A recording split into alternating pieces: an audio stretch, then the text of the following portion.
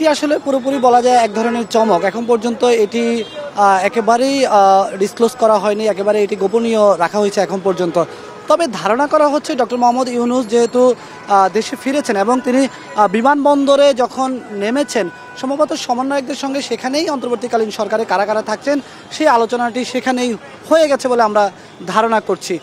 যেহেতু সচিবালয় থেকে 22টি গাড়ি ঠিক করা হয়েছে পরিবহন পুলের পক্ষ থেকে, এটি আমরা অনুমানের ভিত্তিতে বলতে পারি যে একটি গাড়ি যেহেতু প্রধান উপদেষ্টার জন্য, তাহলে 21 জন হতে পারে, 21 জন হয়তো এই সরকারের মধ্যে থাকতে পারে। তবে এই 21 জন কারা, সেটা নিয়ে পুরো দেশের একটা জল্পনা কল্পনা রয়েছে। আমরা কিন্তু ডক্টর আসিফ নজরুল যে শিক্ষার্থীদের আন্দোলনের মুখে এর আগের সরকারের যিনি প্রধান, তিনি দেশ ছেড়ে গিয়েছেন, দেশ ছেড়ে যেতে বাধ্য হয়েছেন, সেই আন্দোলনে শিক্ষার্থীদের এক ধরনের অভিভাবক হিসেবে দেখেছি আসিফ নজরুল একদম শুরুর দিক থেকে এই শিক্ষার্থীদের বিভিন্ন আলোচনায়ও ছিলেন। এরপরে আরও অনেকের নাম শোনা যাচ্ছে, টিআইবির যিনি নির্বাহী পরিচালক কিংবা সিপিডি নির্বাহী পরিচালক। তো এই নামগুলো কি এই জন্য যে তারাও এই শিক্ষার্থীদের আন্দোলনে একাত্ম, বা শিক্ষার্থীরা যা চায় তারা নাকি এটি এখনো গুঞ্জন বা আলোচনার পর্যায়ে আছে? একটি ইঙ্গিত তো ডক্টর মোহাম্মদ ইউনূস শিক্ষার্থীদেরকে দিয়েছেন। তিনি বলেছেন যে শিক্ষার্থীরা যেভাবেই চাইবেন সেভাবেই তিনি রাষ্ট্র পরিচালনা করবেন। তবে আমরা অতীত ইতিহাস আমাদেরকে যে অভিজ্ঞতাটি দেয় সেটি হচ্ছে যে আমরা বরাবরই যে নামগুলো আলোচনায় দেখি সেটি শেষ পর্যন্ত থাকে না। কিন্তু আজকের দিনে আসলে কি হয় সেটি এখন আমাদেরকে অপেক্ষা করতে হবে। ডক্টর আসিফ নজরুলের ব্যাপারে যে আলোচনাটি আছে এখন পর্যন্ত যেহেতু তিনি নিশ্চিত করে কিছু বলেননি, আবার ডক্টর দেবপ্রিয় ভট্টাচার্যের আলোচনা আছে, টিআইবির নির্বাহী পরিচালক ইফতেখারুজ্জামানের আলোচনা আছে, সাবেক সেনা কর্মকর্তা, সাবেক নির্বাচন কমিশনার ব্রিগেডিয়ার সাখাওয়াতের একটা আলোচনা আছে। তার সঙ্গে এই যে ব্যক্তিত্ব, তাদের সাথে এর পেছনের যারা রাজনৈতিক ব্যক্তিত্ব বা যারা মন্ত্রিসভায় ছিলেন, তাদের আসলে পার্থক্যটা নিরূপণ করা যায় কি, বা বিশেষ কি কি দিক তাদের মধ্যে আছে? এটি অন্যতম প্রধান যে বিষয়টি, যে একটি হচ্ছে সংসদের মাধ্যমে নির্বাচিত হয়ে আসা, আর আরেকটি হচ্ছে একটা প্রেক্ষাপট তৈরি হয়েছে, একটা দেশে একটি গণ অভ্যুত্থান তৈরি হয়েছে, ছাত্রদের আন্দোলনের মাধ্যমে একটি সরকারকে পদত্যাগ করতে বাধ্য হয়েছে সেই সরকার।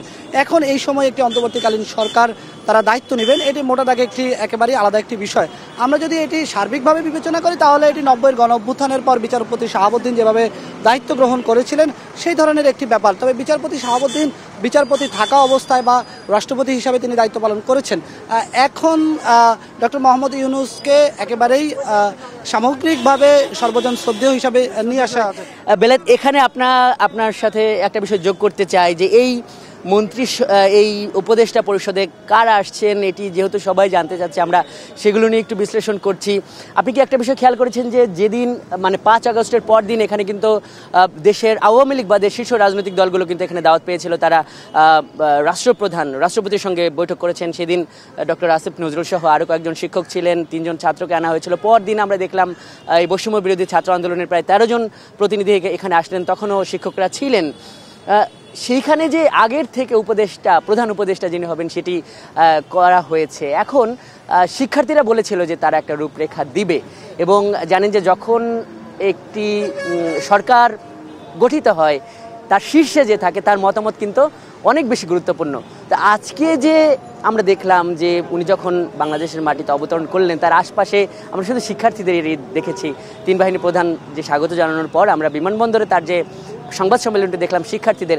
তো কি মনে হয়, মানে এইখানে এই উপদেষ্টা পরিষদে মানে কতটা চমক বা কি পরিবর্তন, বিশেষ করে শিক্ষার্থীদের আশা আকাঙ্ক্ষার কতটা প্রতিফলন ঘটবে আপনার কি মনে হচ্ছে? এখানে দুটি বিষয়। এক হচ্ছে আমরা ছবিতে যেই বার্তাটি পেয়েছি যে ডক্টর মোহাম্মদ ইউনূসের আশেপাশে কিন্তু 3 বাহিনীর প্রধান থাকতে পারতেন বা অন্য কোনো আইনশৃঙ্খলা বাহিনীর প্রধান থাকতে পারতেন, তাদের সাথে তার অভিবাদন জানিয়েছেন। কিন্তু এটি না থাকারও একটা আইনগত ব্যাখ্যা আছে, যেহেতু এখনও তিনি সরকার প্রধান সেভাবে হননি, তিনি মনোনীত কিন্তু দায়িত্ব এখনও শপথ হয়নি, দায়িত্ব নেননি, সেটির একটি ব্যাখ্যা আছে। তবে আরেকটি বড় বার্তা কিন্তু তিনি দিয়ে দিয়েছেন, তার আশেপাশে তিনি সমন্বয়কদেরকে রেখেছেন এবং তিনি নিজেও বলেছেন যে তাদের তরুণরা যেভাবে বলে সেভাবেই তিনি দেশ চালাবেন, এবং সেখানেও একটি মিটিং করতে তাদের সঙ্গে দেখা গেছে। সুতরাং তাদের মতামতের একটি বড় প্রতিফলন তো ঘটতেই যাচ্ছে তাদের আলোচনার মধ্যে। আমরা যেটি বলছি, বেলায়েত, উনি কিন্তু ওনার বক্তব্যে বলেছেন যে অসম্ভব দুঃসাহসিক সেই আবু সাঈদ, যিনি এই কোটা আন্দোলনের প্রথম শহীদ, এবং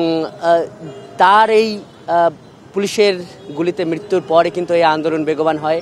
ডক্টর ইউনূসের ভাষাটি এমন ছিল যে এরপর আর কোনো শিক্ষার্থী এই পুলিশের দমন পীড়নের বিরুদ্ধে দাঁড়িয়ে যেতে আর ভয় পাননি। এই সাহসটা দেখিয়ে গেছেন আবু সাঈদ, এবং উনি কিন্তু ওনার কথা এটাই বলেছেন, এই আবু সাঈদ, এই যারা শহীদ হয়েছেন, এই শিক্ষার্থীদের এই স্পিরিট, এটি হবে তার সরকার পরিচালনার মূল মন্ত্র, বা এটিকে সামনে রেখেই তিনি পরিচালনা করবেন। আরেকটি এই আলোচনা আসতে চাই যে এখন যে অবস্থায় একটি সরকার প্রধান দেশ ছেড়ে বলা যায় যে পালিয়ে গেছেন, এবং সেখানে কিন্তু মাঠে যারা পুলিশের দায়িত্ব পালন করছেন বা অনেকেই জানেন না, আওয়ামী লীগের নেতাকর্মীরাও পরে জেনেছেন, এখানে যে একটা এখন দেশের যে পরিস্থিতি, তাতে এই নতুন সরকারটির চ্যালেঞ্জ কি মনে হচ্ছে আপনার? এই নতুন সরকার যেভাবে মানুষের তাদের প্রতি যত প্রত্যাশা, যত চ্যালেঞ্জ, সেগুলো কি আসলে, বা কিভাবেই সেগুলো তারা সামাল দেবেন, কি মনে হচ্ছে? এখানে সবচেয়ে বড় চ্যালেঞ্জ হবে প্রথমত যে রাজনৈতিক দলগুলো রয়েছে, সেই রাজনৈতিক দলগুলোর তারা আস্থা কতটা অর্জন করতে পারেন। কারণ আমি যেই বারবারই 90-এর গণ-অভ্যুত্থানের পরবর্তী পরিস্থিতিটা বলছি, যে 90-এর গণ-অভ্যুত্থানের পর কিন্তু বিচারপতি শাহাবুদ্দিনকে যখন দায়িত্ব নেওয়ার অনুরোধ করা হয়েছিল, তিনি কিন্তু রাজনৈতিক সমঝোতার মাধ্যমে কিন্তু দায়িত্ব নিয়েছেন। এখানে আওয়ামী লীগ ছাড়া অন্য যেই দলগুলোকে আমরা বঙ্গভবনে প্রবেশ করতে দেখেছি, রাষ্ট্রপতির সঙ্গে আলোচনা করতে দেখেছি, বা সেনাবাহিনীর প্রধানের সঙ্গে আলোচনা করতে দেখেছি, তারা আসলে ডক্টর মোহাম্মদ ইউনূসকে এক ধরনের মেনেই নিয়েছেন এখন পর্যন্ত বলা চলে, যেহেতু এখন পর্যন্ত এর বিরোধিতা করে তারা কিন্তু কোনো কথা বলেননি। কিন্তু অন্য যারা আসবেন তারা কতটা আস্থার মধ্যে তাদের থাকেন, এটা নিয়ে কিন্তু অনেক ধরনের আলোচনা, জল্পনা কল্পনা কিন্তু চলছে, নানা ধরনের কথা চলছে যে কোন দলের পক্ষ থেকে কতজন, কোন দলের প্রস্তাবনার পক্ষ থেকে কতজন। এই আলোচনাগুলোর বাইরে সবচেয়ে শক্তিশালী যে আলোচনাটি, সেটি হচ্ছে শিক্ষার্থীরা হয়তো একটি প্রস্তাবনা দিবেন, কারা কারা থাকছেন। এখানে যে বিষয়টি তৈরি হয়েছে, সংবিধানেরও অনেকগুলো ভ্যাকুয়াম পরিস্থিতি তৈরি হয়েছে, যে একটি সরকার পদত্যাগ করলে তারপরে কি করা হবে। সংবিধানকে নানানভাবে কিন্তু গেল প্রায় 15টি বছর ধরে নানান সংশোধনী আনা হয়েছে, সেগুলোর একটা চ্যালেঞ্জ রয়েছে।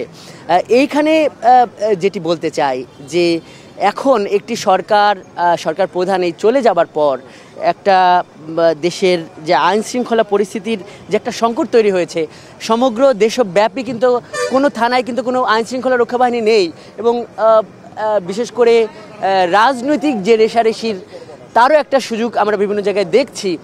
এইখানে আপনার কি মনে হয় না যে এটি এই সরকারের মানে প্রধান দায়িত্ব, এই জায়গায় একটা স্থিতিশীল পরিবেশ আনা?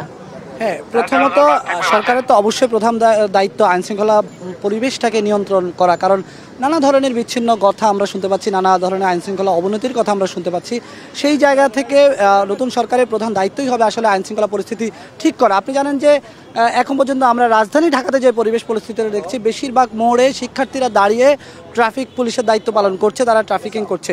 তো সেই জায়গায় তারা কতদিন এই দায়িত্ব পালন করবে? আমার কাছে এটিকে একটা ইতিবাচক দিক মনে হয়, যে সংকটের জায়গায় সেই শূন্যস্থানগুলো কিন্তু বারবার শিক্ষার্থীরা পূরণ করছে। দেশের বিভিন্ন সড়কে কিন্তু আমরা এখন এটি দেখছি, আপনি যেটি বললেন, এবং এটি কিন্তু এই সরকারকে এগিয়ে নেবার ক্ষেত্রে, বা এই সরকার যদি সামনেও বিপদে পড়ে, এই শিক্ষার্থীদের এই স্পিরিট যদি তারা ধরে রাখতে পারে, তাহলে সেখানেও কিন্তু একটা বড় সহায়ক হবে। আরেকটি বিষয় আপনাকে প্রশ্ন করতে চাই, যে দেশের যে অর্থনৈতিক পরিস্থিতি, এখন আমরা গেল মাসে দেখলাম যে সব থেকে বড় অঙ্কের ঋণ পরিশোধ করতে হয়েছে, অর্থাৎ অনেকগুলো ঋণের স্লট কিন্তু পরিশোধ করার সময় এসেছে, অনেক বড় বড় প্রকল্প হয়েছে কিন্তু বিদেশি ঋণ নিয়ে, সেগুলো এখন পরিশোধেরও সময় এসেছে। অপরদিকে কিন্তু এই ঋণ পরিশোধ করতে হয় যেই রিজার্ভ, সেই রিজার্ভের এত বেশি নিম্নমুখী প্রবণতা এর আগে কিন্তু দেখা যায়নি। তার মানে একটা এই অভ্যন্তরীণ যোগান সরবরাহ, বা এই অভ্যন্তরীণ যে আমরা যদি তারল্য সংকটের কথা বলি, তারল্য সব কিছু নিয়ে কিন্তু একটা জটিল পরিস্থিতি তৈরি হয়ে আছে। তাতে কি মনে হয় আপনার, এই সংকট কিভাবে উঠবে? এখানে কি এই যে ডক্টর ইউনূস যে একজন বিশ্বখ্যাত অর্থনীতিবিদ, এটি কতটা কাজে লাগবে? বাংলাদেশের এই প্রেক্ষাপটের সঙ্গে অনেকটা মিল শ্রীলঙ্কার সঙ্গে। আমরা যদি বলি যে শ্রীলঙ্কার উদাহরণকে সামনে এনে অনেক ধরনের ঘটনাও কিন্তু আমাদের দেশে ঘটেছে, সেক্ষেত্রে আমরা শ্রীলঙ্কাকে ঘুরে দাঁড়াতে দেখেছি, আমরা আশা করতে পারি যে ঘুরে দাঁড়াবে। বৈদেশিক মুদ্রা রিজার্ভের যে বিষয়টি আপনি বলেছেন, যে এখানে আসলে যারা প্রবাসী রয়েছেন, যাদের মাধ্যমে মূলত বৈদেশিক মুদ্রার রিজার্ভের মূল যোগানদাতা যারা, তারা যেহেতু একটা আন্দোলনের অংশ হিসাবে তারা রেমিটেন্স পাঠানো বন্ধ করেছেন, তাদের থেকে একটা যদি এখানে হয়তো একটা ইতিবাচক যে সাড়া তাদের আন্দোলনের আসতে পারে। ফসলিত এই সরকার। আপনার কাছে আবারও আসবো বেলায়েত, আমরা অনেক আলোচনা করব, অনেক গল্প আমাদের দর্শকদের শোনাবো। তার আগে একটু সচিবালয়ে যেতে চাই। সেইখানে এই উপদেষ্টাদের গাড়ি কিন্তু তৈরি হয়ে গেছে এবং সেই গাড়িগুলো সচিবালয় থেকে হয়তো এই বঙ্গভবনের দিকে আসবে। সেখানে রয়েছেন আমাদের সহকর্মী মুন্নাফ রশিদ। মুন্নাফ, চলে যাচ্ছে আপনার কাছে।